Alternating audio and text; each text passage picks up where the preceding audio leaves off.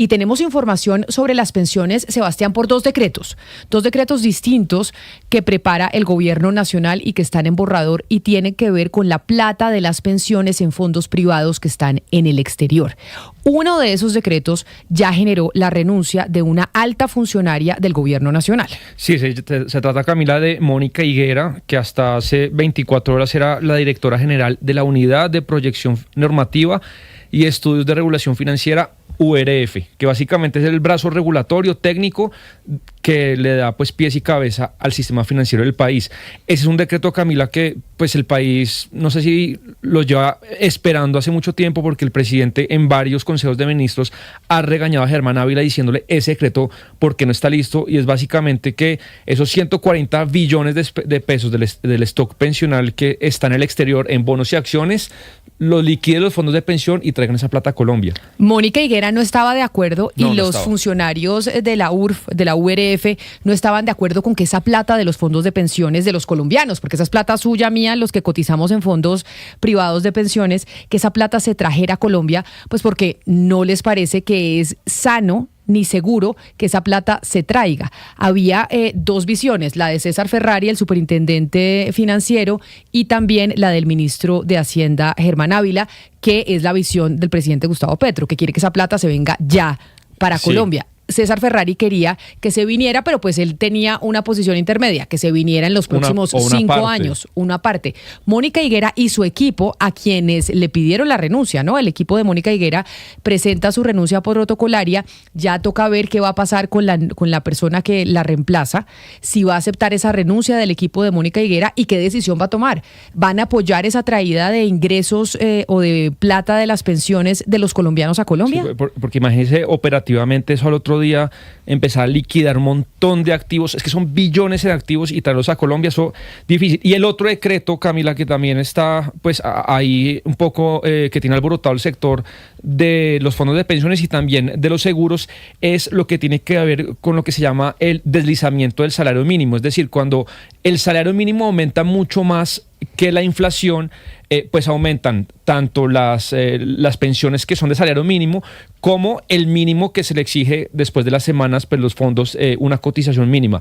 Esa brecha entre la inflación y el aumento del salario mínimo, que por ejemplo este año apunta a ser muy alto, esa brecha, ese descalce, por lo general desde hace 7 años lo cubre el gobierno nacional pues con su presupuesto.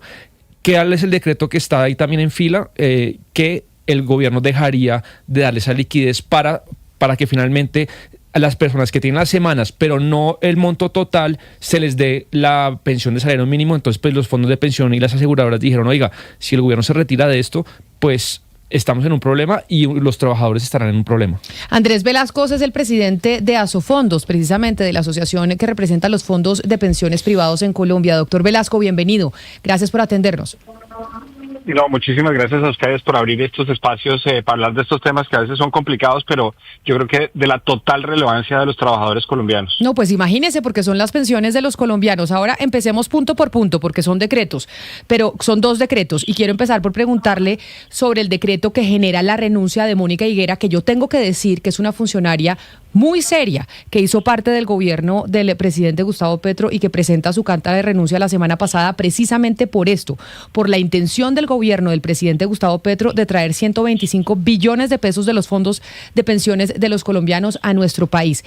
¿Qué implicaciones tendría que esa plata de las pensiones que está en fondos en el exterior, que se las trajeran a Colombia? Porque la URF dijo, pues no estamos de acuerdo, no sería seguro, y es lo que genera la renuncia de la doctora Higuera. Bien, sí, una aclaración. Hasta ahora no conocemos ningún proyecto de decreto sobre ese tema. Sin embargo, precisamente por unas declaraciones que la doctora Higuera en su momento dio en un congreso, en el Congreso de Asofiduciarias hace unos meses, pues nos alertamos todos los que estamos alrededor del sistema pensional colombiano, porque una decisión en ese sentido implicaría una restricción de la diversificación, Camila. Y eso en términos prácticos, ¿qué? Es ese consejo que le dan los papás desde chiquito de no ponga todos los huevos en la misma canasta.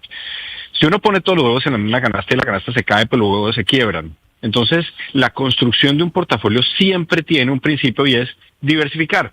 Poner unos huevos en una canasta, otros huevos en otra canasta, otros huevos en otra canasta, y durante 30 años los fondos de pensiones colombianos han hecho eso, porque es el mandato legal de invertir los recursos de los trabajadores colombianos, porque no son los recursos de los fondos, son los recursos de cada una de las personas que nos está oyendo en este momento, incluidos los suyos y los míos, y hemos invertido en toda cantidad de proyectos en Colombia, absolutamente en todo lo que usted se puede imaginar, en infraestructura, en gas, en petróleo, en carreteras, en puertos, en aeropuertos, en edificios de vivienda, en proyectos que han mejorado la vida de los colombianos, y hemos sido los socios de la inversión en Colombia durante 30 años, pero también cuando no encontramos la rentabilidad o el riesgo que los trabajadores colombianos merecen tener en sus proyectos, buscamos alternativas afuera.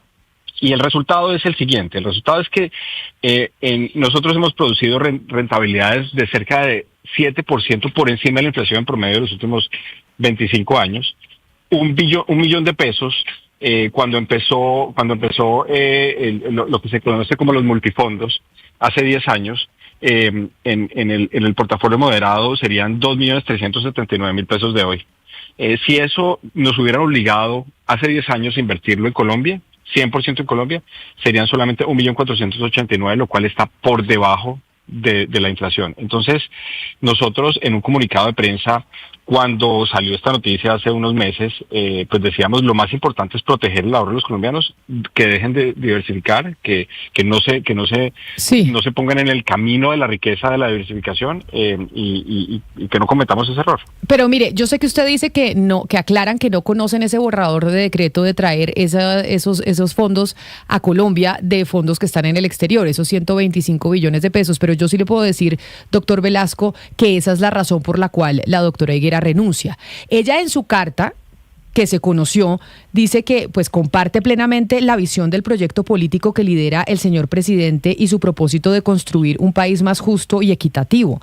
No obstante, se han tomado decisiones que no comparto y esto hace que no pueda continuar en el cargo. Y esas decisiones son precisamente a las que yo le estoy haciendo referencia. Si esa plata se llegase a traer, porque la gente se asusta y dice, bueno, la plata de mis pensiones, ¿qué? Si esa plata se trae de los fondos que están en el exterior y se trae aquí a Colombia, terminaríamos con los huevos en la misma canasta, no diversificado como usted está diciendo.